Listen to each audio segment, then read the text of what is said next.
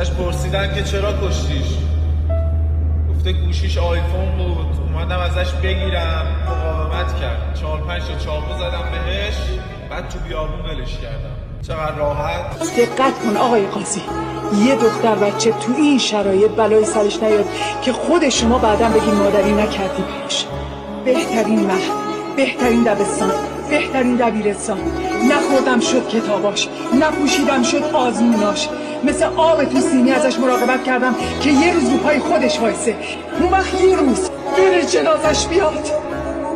بعد شما به من میگی ازش بگذرم؟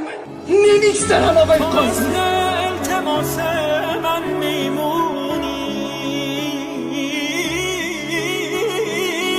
نمیگذرم آقای قاضی. شونه هاش چکیدم، سرم گرم نوازش های اون که خوابم برد و کوچش رو ندید.